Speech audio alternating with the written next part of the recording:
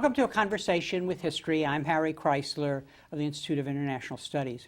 Our guest today is Fawaz Gerges, who holds the Christian A. Johnson Chair in Middle Eastern Studies at Sarah Lawrence College.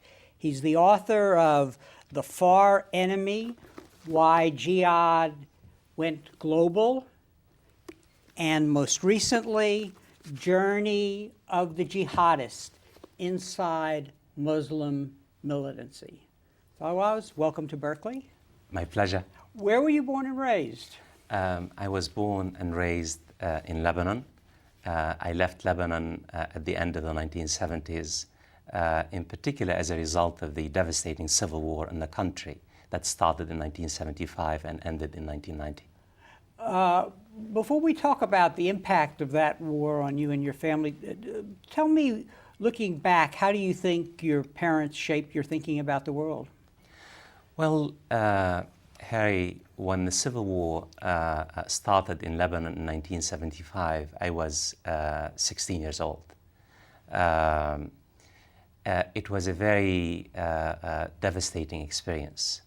It was a shattering experience. You wake up one day at 2 in the morning and you see your neighbors, friends looting your house. You see your nearby neighbors killing, burning, and looting the town. You become a refugee overnight. Your world collapses. I was a typical Lebanese. I come from a middle-class family. I lost dozens of my friends, best friends, schoolmates, relatives, a brother. So in this particular sense, it was a devastating experience. Lebanon, just to give you an example, what I'm talking about, is a very tiny country. It had about 3 million people in the mid-1970s. More than 100,000 people were killed, 200,000 people injured, 1 million people displaced. So in this particular sense, it was a devastating social, political, and human experience for all of us. And before the time of the Civil War, Lebanon had been a successful, multi-ethnic, multi-religious setting. I basically, Harry, I basically say that Lebanon was the center of the Arab world. The center of the Arab world, and in 1975, the center fell. And in this particular sense, the Arab system lost its balance because of the fall of the center, which was Lebanon in the mid-1970s. At the risk of the cliche, Lebanon was a bridge between the East and the West. Lebanon was a laboratory of religious and cultural coexistence.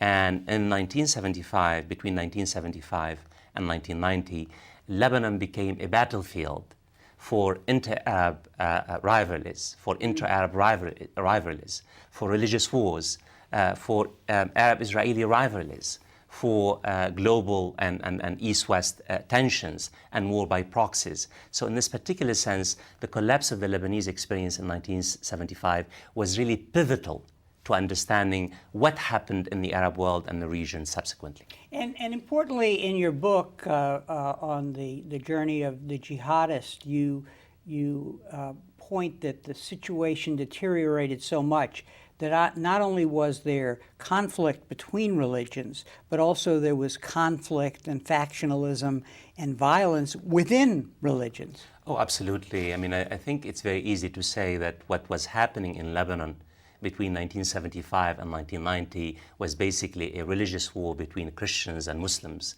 In fact, intra-sectarian tensions were as brutal as the tensions between the Christians and the Muslims.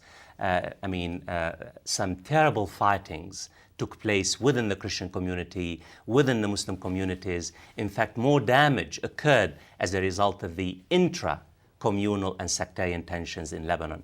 And as you know, Harry, things are not what they seem to be. Now we talk about Muslim extremism. Now we talk about Muslim jihadis. Many people don't realize that we, and I am a Christian myself, that we had our own warriors of gods in Lebanon, that our warriors of gods killed in the name of Christianity. They pioneered the arts of what I call religious fundamentalism. And in many ways, what happened in Lebanon between 1975 and 1990 was not just a religious war between Christians and Muslims, it was also what I call intra-communal conflicts and also regional and global conflicts as well. Mm-hmm. So what did you learn from this experience, and how did that impact the studies that you pursued when you left Lebanon? Well, I mean, I was a teenager, and as I mentioned, Harry, it was a very shattering experience for me, I mean, on every single level. And I think really when I left Lebanon in the 1970s, I wanted to understand the modern history of Islam and the Arab world. I wanted to understand what I call the persistence of social and political violence in that part of the world. I wanted to understand the deepening sectarian and communal conflicts in the region. And in particular, I wanted to understand the dismal failure of what I call the post-colonial Arab state. Why has the post-colonial Arab state failed dismally? Not only to deliver the goods, not only to create institutions, but to create a social contract whereby the idea of citizenship replaces the idea of the sect and the tribe. And I also wanted to understand the role of the great powers and why the great powers, particularly the United States and America, sustains and maintains the dominant authoritarian order in that part of the world. The two books that I showed at the beginning of the program really focus on the jihadists and how they differ from the Islamicists. What led you down that path? Was it events in the world, or is this still being driven by your experience in Lebanon? Well, I am a student of Arab and Muslim politics. I study social movements. And my first book, my thesis at Oxford University, where I went to school, was really on the rise of what we call radical Arab nationalism or revolutionary Arab nationalism. And many people don't understand that Islamism and jihadism are social movements. In fact, jihadism was born at the top university departments in the Arab and Muslim world. It was not really born in the ghettos of the Arab world. So in this particular sense, my research endeavors into Islamism and jihadism is really an extension of my interest in understanding social movements, how they rise up, how they evolve and mutate. And this is really what interests me. And that's why what led me to understand and try to study Islamism and jihadism. Mm-hmm. And if we try to come to understand these movements and the way the formula you use in the Journey book is to look at the different generations of the jihadists and then the splits that occurred within that movement, which we will do in a few minutes. But initially, I would like for you to talk about who are the intellectual forefathers of radicalism in Islam? I think in the modern world, in the 20th century, I would say that Sayyid Qutb was an Egyptian social critic and an Egyptian Islamist who basically supplied the Islamist and the jihadist movement with its manifestos. Sayyid Qutb was and is the philosopher of the Islamist and the jihadist movement.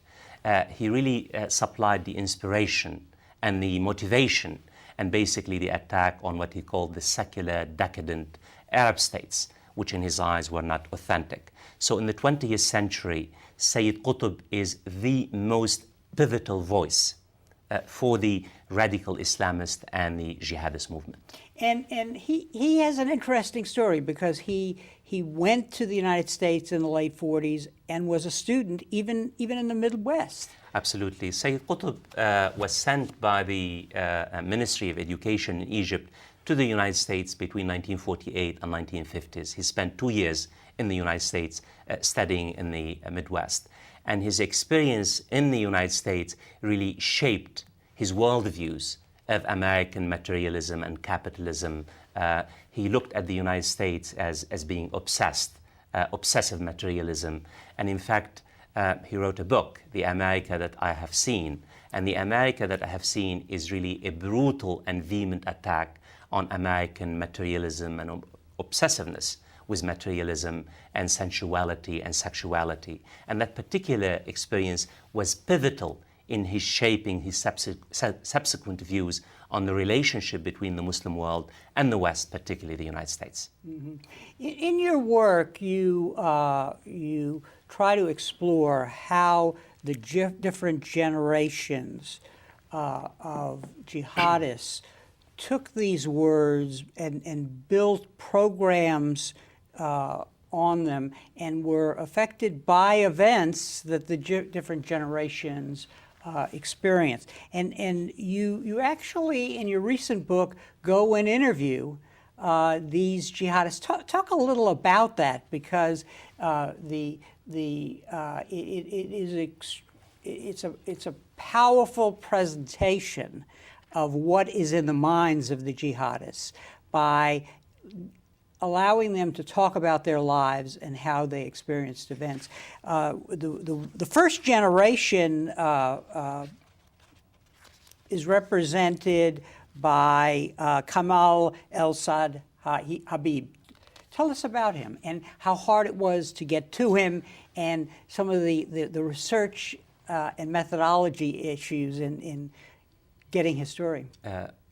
Harry, I was a bit fortunate that I began work on Islamism and jihadism in the late 1980s and early 1990s, long before jihadism became a household name in America. Mm-hmm. Some of us were doing field research in the region. And of course, it was much easier then to really interview militant Islamists than it is today in the post 9/11. Even though I interviewed Kamal Habib. Kamal Habib was one of the top leaders of a jihadist group called Egyptian Islamic Jihad. Egyptian Islamic Jihad, Harry, now is led by Ayman Zawahiri. He is Al-Qaeda second in command. Egyptian Islamic Jihad was one of the most powerful jihadist organizations in the Arab world. And Kamal Habib played a pivotal role in the plotting and the assassination of the Egyptian president Anwar Sadat. And I went to Egypt in the late 1990s. I wanted to understand the story of the first generation. And what I call the first generation, those pioneers, jihadis, who basically decided to really unleash a war against the modern state system in the region, what they called the near enemy. The near enemy were Arab and Muslim governments. And Kamal was a very important person for me. I wanted to understand his journey. Kamal graduated top in his class at Cairo University in economics and political science. He came from a middle class and upper middle class family. He was destined to be a leader of Egyptian intellectuals and civil society leaders. I wanted to understand why Kamal gambled everything, gave up everything, and decided to take arms and basically rise up against the Egyptian state and Anwar Sadat. I wanted to understand his story. It took me quite a few months to really interview Kamal Habib, because Kamal was sentenced to life in prison, and he spent about 11 years in prison. But finally, after a few months, a few colleagues of mine in Egypt introduced me to Kamal Habib, and they reassured him that I was not, I did not have any intelligence credentials. Mm-hmm. I am an academic, and I spent about a few months with Kamal Habib, really having him tell me his story and the story of his generation. It's a fascinating story. And the book, A Journey of the Jihadist, really, this is not a book about argument. It's what I call a book about voices. I wanted radical jihadis to tell their story in their own words. I wanted the American audience to listen to their own voices, not to rationalize, not to justify, not to really pass any moral judgment, but rather I wanted the American reader to understand the journey of the jihadist, and in particular the three generations. The first generation, that is Kamal Habib generation; the second generation, which is Al-Qaeda generation or the Afghan Arab generation; and the third generation, what I call the Iraq generation. Mm-hmm. In looking at this first generation, it seems that the turn to faith as an absolute was a byproduct of two factors that I saw you identified. One was the turning point of the '67 war, which was a shock. And then secondly, the failure of the regimes in the Arab world, and in his case especially Egypt, to create a public space where change could occur. You know, ironically, most of the first generation, what I call the pioneers, the founding fathers of the jihadist movement, began their careers as nationalists.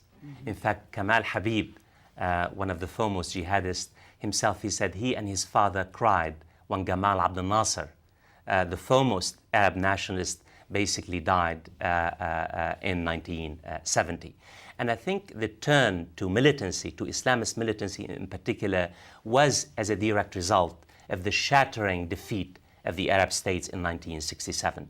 Many Arabs came to realize that the secular dominant authoritarian order could not even protect the homeland.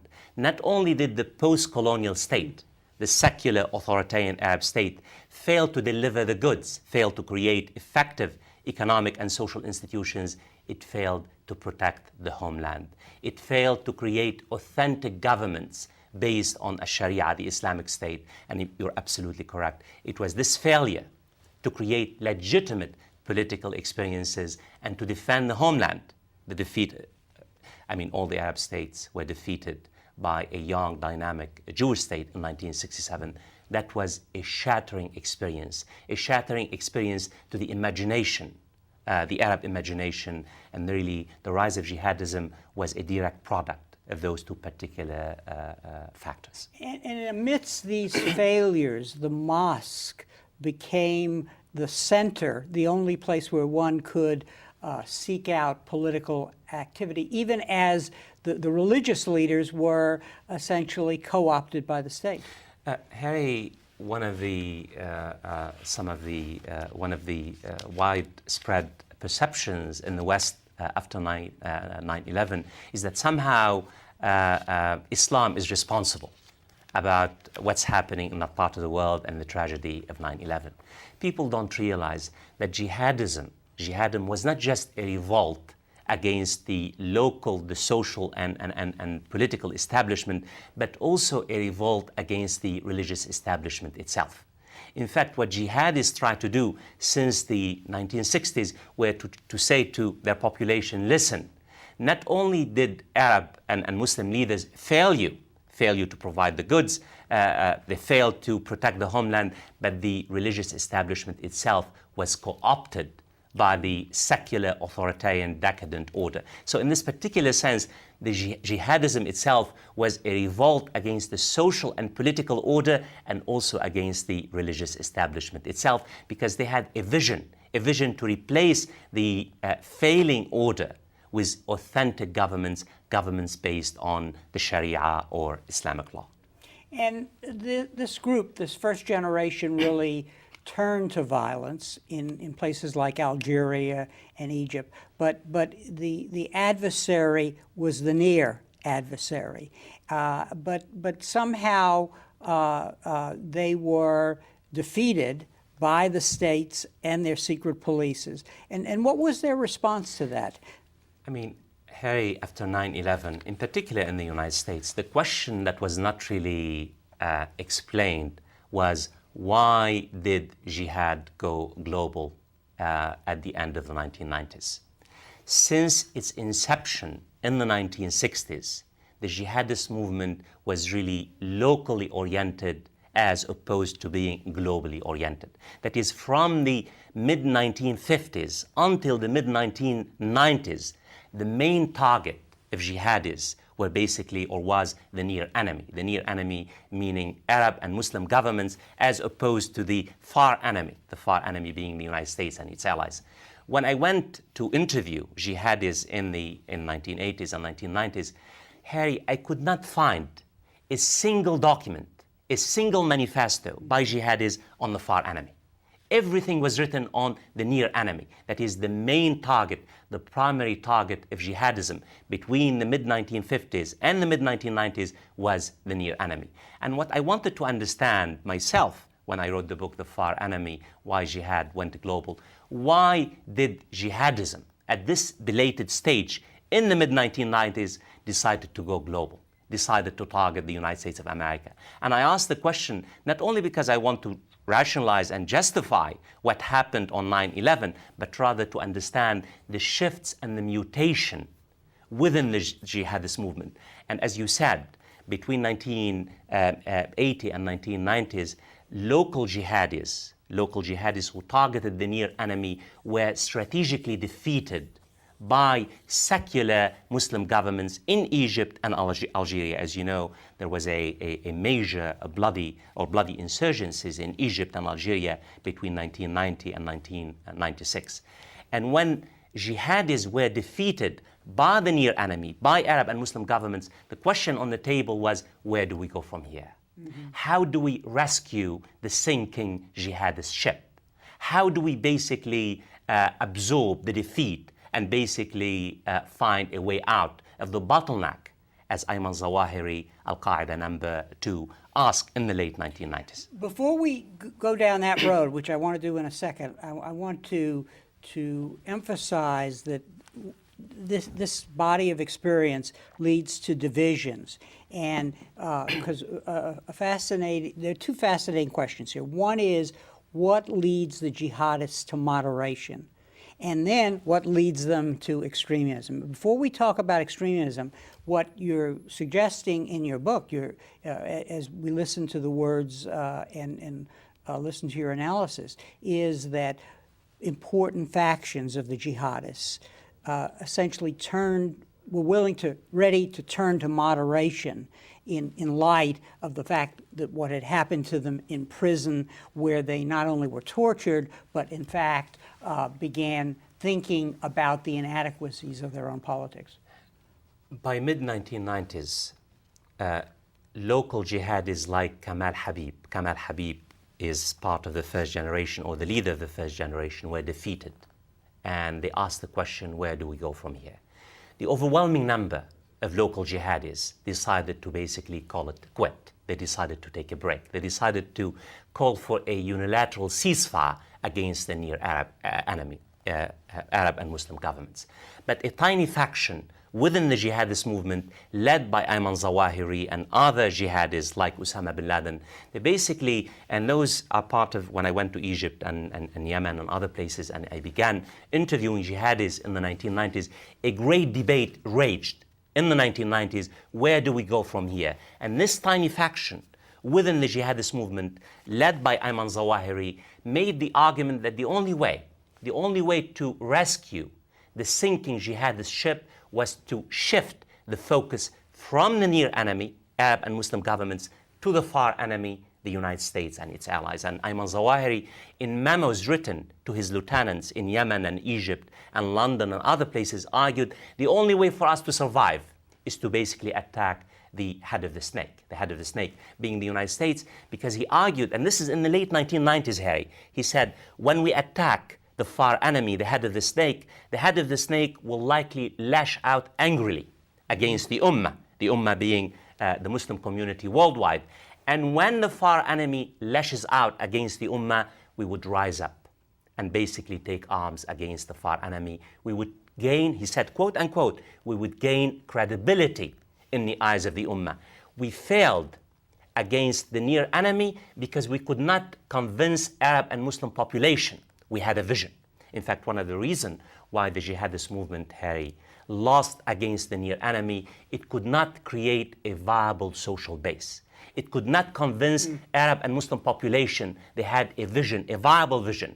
And Ayman Zawahiri and others argued that the only way to do so, to create a viable coalition, was to attack the far enemy and basically polarize the world into two camps. The camp of belief, led by Al-Qaeda and the new, what I call the transnationalist jihadis, and the world, or the camp of unbelief, led by the far enemy, the United States and its allies.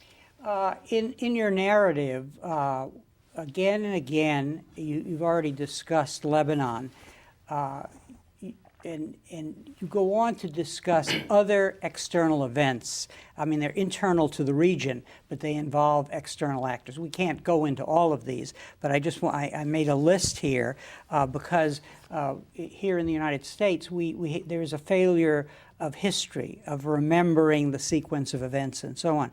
And so we have to understand that as we move to the next generation, these individuals, both the soldiers and the theorists, are affected by events such as the establishment of the State of Israel, the 1967 war, the Lebanese Civil War, the rise of Khomeini, the Soviet Union's invasion of Afghanistan, the U.S. funding of the Mujahideen in order to counter the Soviet invasion, the Iran-Iraq War, the invasion of Kuwait and the employment of American troops on Saudi soil, and then the Iraq War I and the Iraq War II.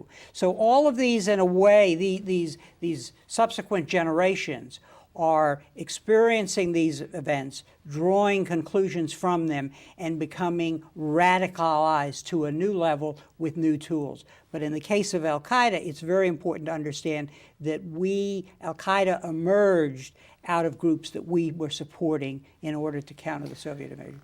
I mean, history really is critical to the story. I mean, if we label transnationalist jihadis as evildoers, as the administration has done, the end of discussion and debate. I mean, if they are evildoers, there's no reason to understand history, politics, sociology, and the various factors that have shaped their views. No one is suggesting that they are not murderers. Any attacks on civilians anywhere in the world is terrorism, period, the end of the story. But we need to understand the story. We need to understand why in the late 1990s, a group of religious activists, who we call transnationalist jihadis, decided to target the United States. And as you said, I think the Soviet invasion of Afghanistan was truly critical, Harry, to understanding the story of the second generation. I would say that the 1967 war between Israel and its Arab states was pivotal for the creation for the first generation. Mm-hmm. But in the case of what I call the al-Qaeda generation or the Afghan Arab generation, the Afghan war was critical. Why was it critical? Here you have, because it inspired tens of thousands of young Muslims throughout the world, including many Americans, to migrate to Afghanistan and fight on the behalf of the persecuted Afghani community. In the mountains and valleys and battlefields in Afghanistan, an army of mujahideen, Islamic fighters, was born. They felt emboldened. They felt empowered. If they can take on the greatest military machine of the Soviet Union, surely they can take on another great superpower like the United States. And the reason why, Harry, as you said, the Afghan war is very critical, because we were on the side of those Islamic mujahideen who were battling the Soviet Union. We, the United States of America and Saudi Arabia, provided almost $10 billion in support for the Afghan war, for the Afghan mujahideen and the Islamic fighters against the Soviet Union. Remember, the Soviet Union was the evil empire, and the mujahideen were the freedom fighters. And in the eyes of many of those mujahideen, they could not understand why did the United States turn against them at the end of the Afghan war. Many of those mujahideen could not understand why did the United States decide to station permanent troops in Saudi Arabia after the second Gulf War in 1990-1991. And in my interviews and the book, I asked the far enemy why jihad went global. In fact, one of the most pivotal factors in the story of Osama bin Laden and his mujahideen and his jihadis was basically the permanent stationing of American troops in Saudi Arabia. Saudi Arabia is critical to the story of the second generation. And it is important in understanding the Afghan war that these regimes that we've been talking about were very supportive of the resistance to Russian invasion. So they were schooling their young people to take up a gun and go fight in Afghanistan against the Soviets. In many ways, Harry, I think it is accurate to say that the Afghan war between 1979 and 1989 was really similar to the Spanish Civil War. It was really, it represented an awakening on the part of the Muslim community worldwide. And the United States and its allies, particularly Pakistan and Saudi Arabia and other Gulf states, including Egypt, played a major role in the migration of tens of thousands of young Muslims to the mountains and valleys and battlefields of Afghanistan. In fact, Saudi Arabia used to provide 75% discount on every airline ticket to a mujahid, an Islamic fighter who would go to Afghanistan. The United States provided billions of dollars to the Pakistani security forces and military forces to arm the mujahideen in Afghanistan. And this is why the Afghan war, in every single level, was really the driver behind the rise of a new generation, what I call the second generation, the Afghan Arabs. But the story of Osama bin Laden himself could not be understood without understanding the second Gulf War, what I call the catalyst. When the United States decided to maintain troops, permanent troops in Saudi Arabia, Osama bin Laden left Saudi Arabia in 1991 and decided to declare war on the United States. Harry, a footnote, historical footnote. Up to 1991, Osama bin Laden was in the same trenches as the United States, the Pakistani government, and Saudi Arabia against the evil empire. It was in 1991 that Osama bin Laden left Saudi Arabia and went to Pakistan and then to Sudan and then back to Afghanistan. And this is why we have to understand what happened in 1991. In fact, up to 1995, Osama bin Laden was on record saying he was against targeting American civilians, up to 1995. And this is why, even though we know that he is a murderer, even though we know that he ordered murderers to target American civilians and Muslim civilians, we need to understand his journey. Why did Osama bin Laden did have a major breakup with the United States and Saudi Arabia and decided to declare an all-out war against the United States and its allies? And this then makes one go back to what you said earlier, that in the intellectual origins of the jihadists, there is an emphasis on the spiritual, on the absolute devotion to the faith, so that the presence of American troops in Saudi Arabia, the home of the two holy sites, is in essence a desecration in the eyes of some jihadists. Well, I think it's very difficult for us in the United States because we are relatively a secular nation. We cannot really understand the role and the place of faith in people's lives in that part of the world. Saudi Arabia was the birthplace of the Prophet Muhammad, where Prophet Muhammad was born and lived all his life. Saudi Arabia is the place of Mecca and Medina, the two holiest Muslim shrines. Saudi Arabia resonates deeply in the Muslim imagination. And the stationing of American troops in Saudi Arabia, in the eyes of Osama bin Laden and his entourage, represented a great crime, humiliation against Islam and against Islamic culture. And I think, to me, I come back, Harry, because you reminded me, your question was very critical, understanding the question of faith and how religion basically is the driver when we talk about religious activists like Islamists and jihadists. Even myself, I find it extremely difficult when I interview Islamists and radical jihadists to understand this pivotal place, this pivotal role of religion in their life. They behave in the modern world as if God really is giving them orders. They behave in the modern world as somehow faith is the most critical component of their well-being. And this is really what's really essential for us in the United States to understand, in particular for students, is that for certain societies, for certain communities, faith is the most decisive factor in their well-being. And this is really what we need to understand. Mm-hmm. There's one other element that I want to bring up that you touch on in your work. You were looking at the biography of a soldier, Abu Jandal, who is part of the second generation, and that is the way these soldiers of faith, or whatever we will call them, were products of globalization, in a sense, so that having gone through this Afghan experience and then nothing to do, in essence, the enemy was defeated, namely the Soviet Union, that they were seized opportunities to engage in struggle in other parts of the world, Bosnia, Chechnya, and so on. And again, this goes back to the comparison you made with the Spanish Civil War. Talk about that, because it's very important. It is a set of experiences and a set of opportunities that the increasingly globalized world present. I don't think we can understand the globalization of jihad without understanding the Afghan war itself. The Afghan war contributed to the globalization of jihad, the creation of an army of mujahideen, Islamic fighters who are ready to battle on the behalf of the Ummah, the Islamic community worldwide.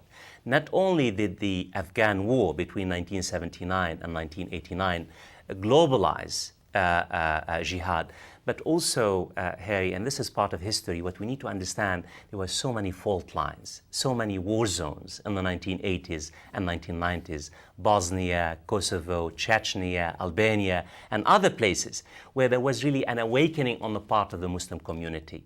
And the Afghan war played a major role in this particular equation, really contributing to the rise of the awakening, what I call Islamic awakening and revival. So yes, but also what we need to understand also that how the Islamic revolution in Iran itself in 1975 also, and the systemic effort on the part of the mullahs in Iran to export their vision and revolution to the rest of the Arab world.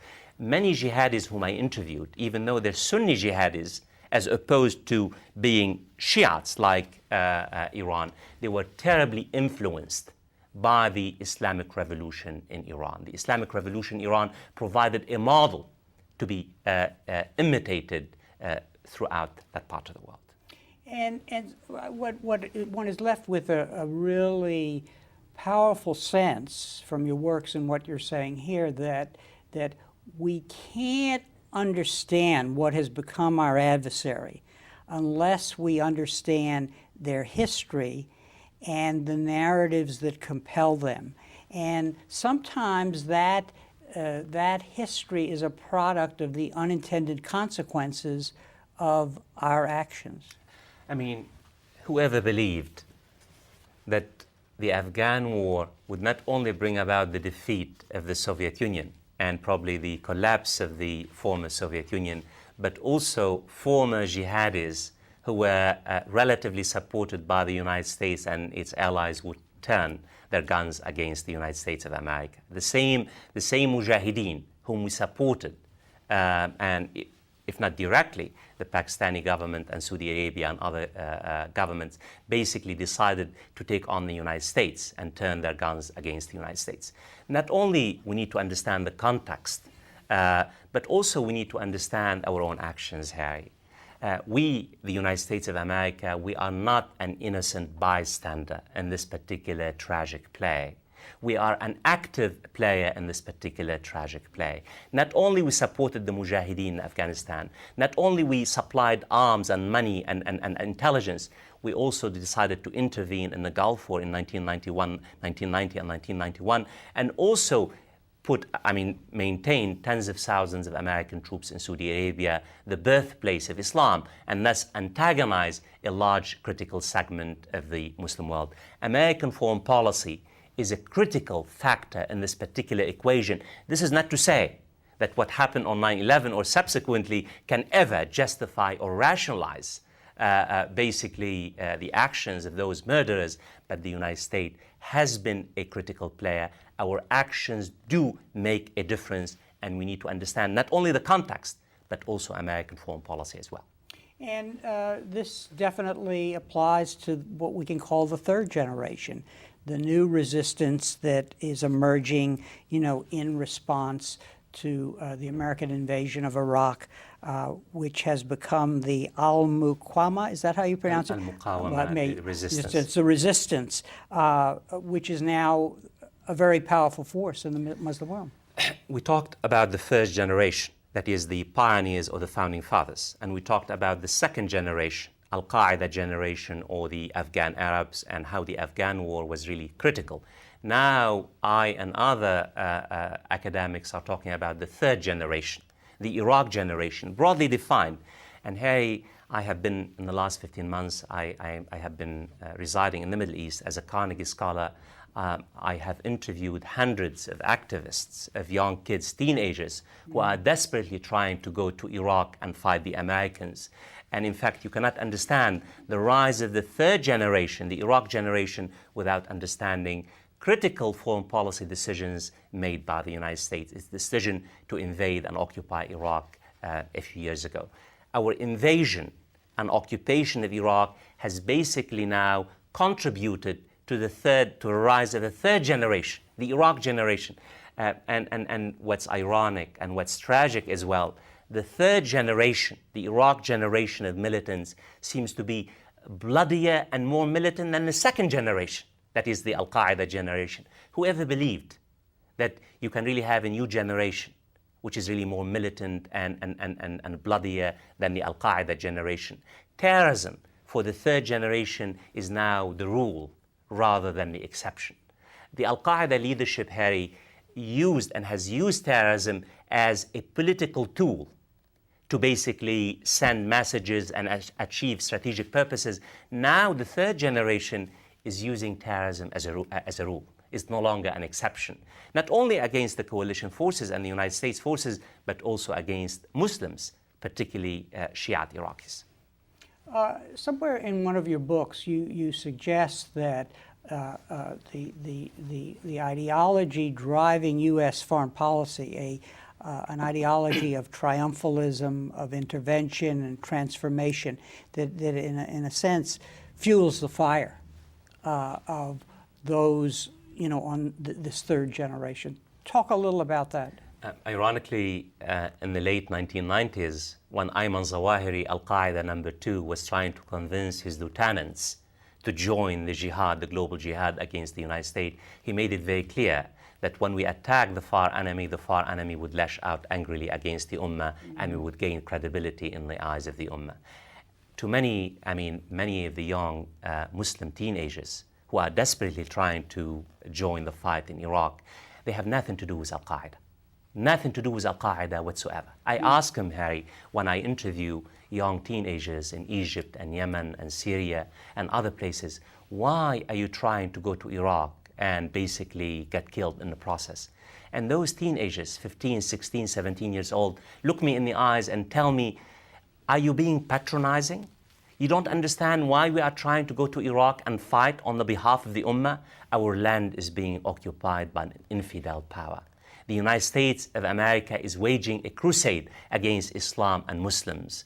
In many ways, our narrative, the US narrative, Harry, in the last few years, we are in Iraq in order to liberalize and democratize. We are in Iraq in order to help Iraqis create a new political experience. I would like you to know, Harry, that very few Muslims I have talked to believe in this particular narrative.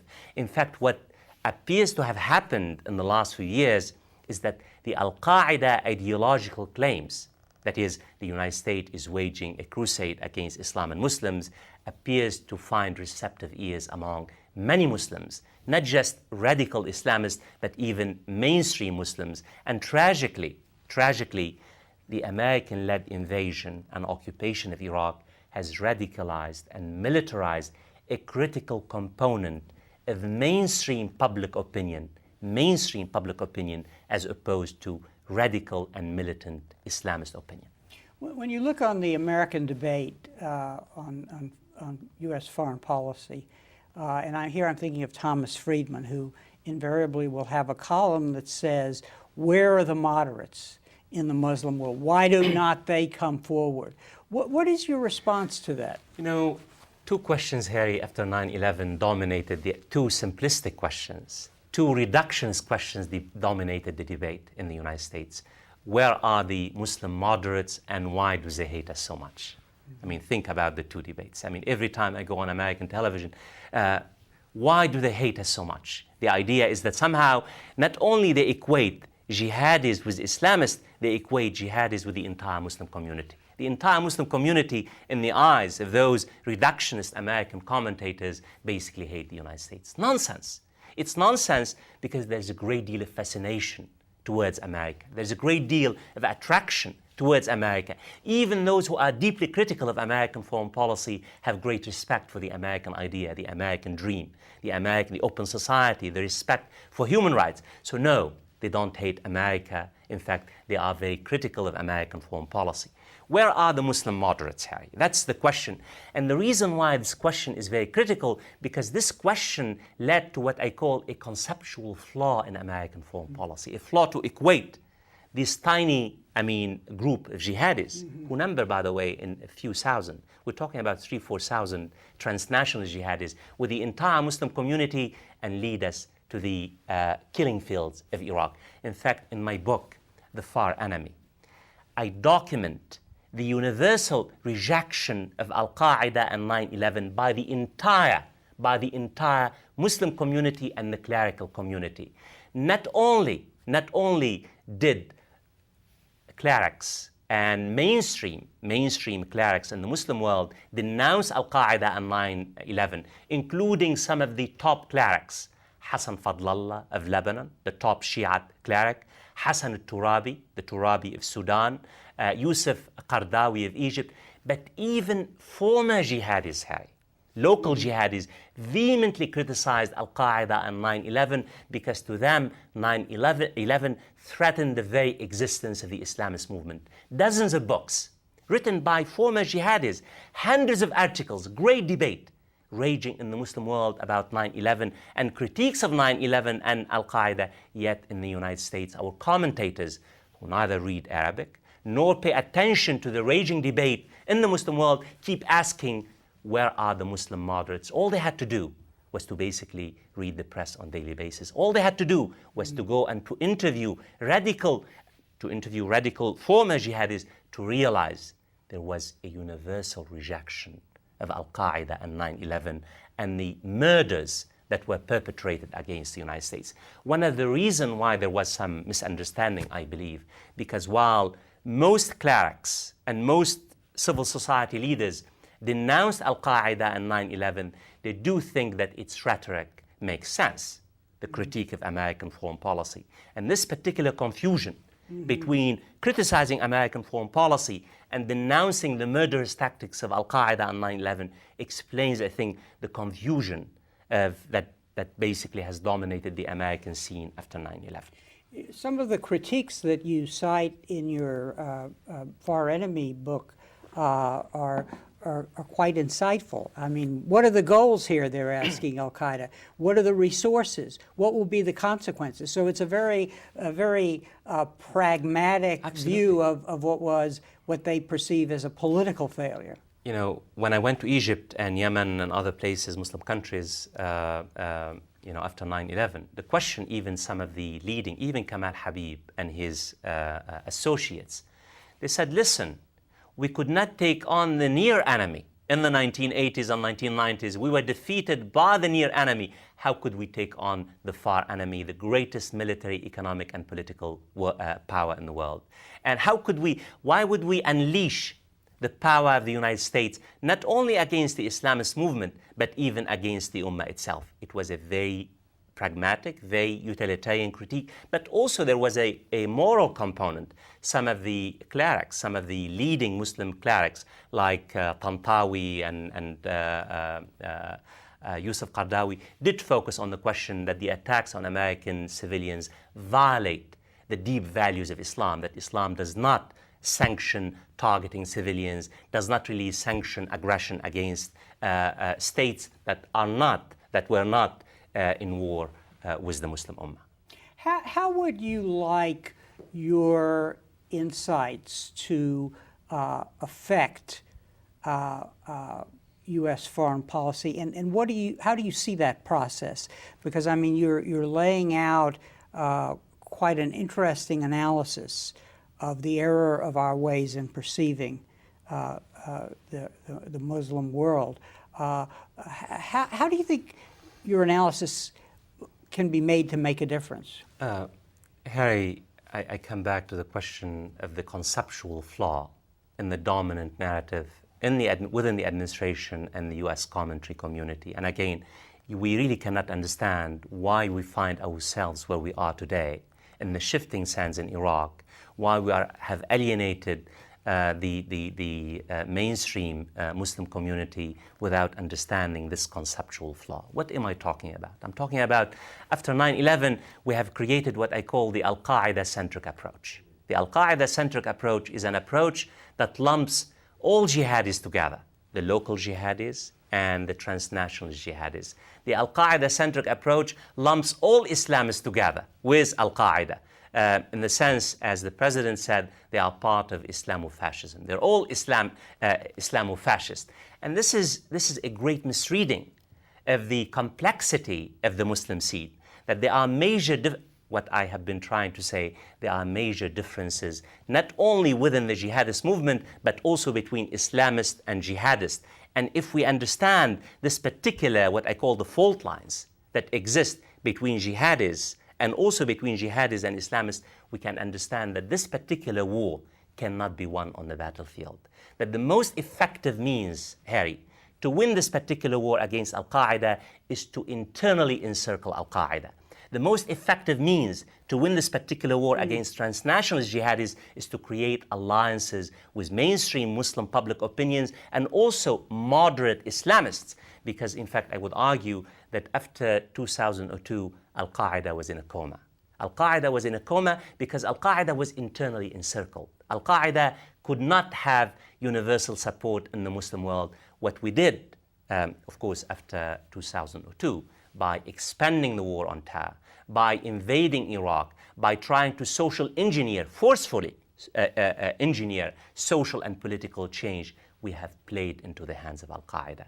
We have given Al-Qaeda more ideological ammunition, motivation. We have revived Al-Qaeda. Al-Qaeda now, as all our intelligence services say, is a much more powerful agency than it used to be in 2002.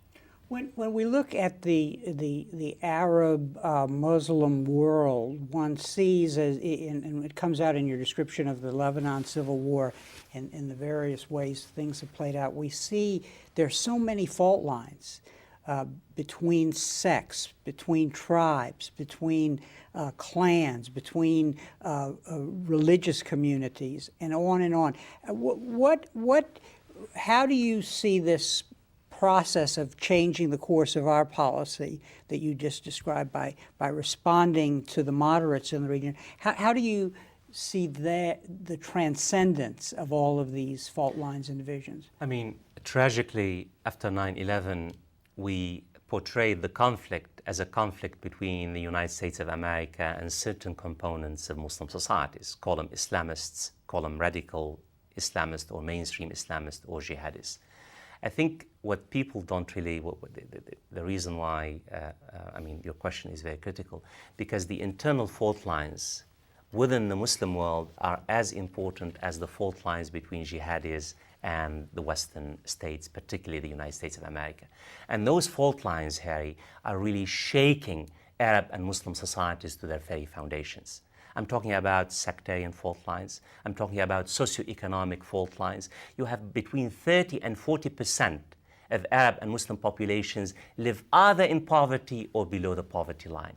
You have oppressive governments that have bled their societies dry. You have hardly any democracies, failed economies and failed institutions. And also, there is a widespread perception in the region that we, the United States of America, is maintaining the status quo in the region, maintaining this oppressive order, this oppressive political order, and also the failed post-colonial state in the region. And I think a first step in this particular equation is to what I call, I called it conceptual flaw, is to have what I call a real understanding of the dynamics, of the patterns, of the fault lines, that internal fault lines in the regions are real. And we need to find ways and means, what I call a grand strategy, to rejuvenate failed economies, failed institutions, to build alliances with Arab and Muslim societies, civil societies, as opposed to going to bed with oppressive dictators.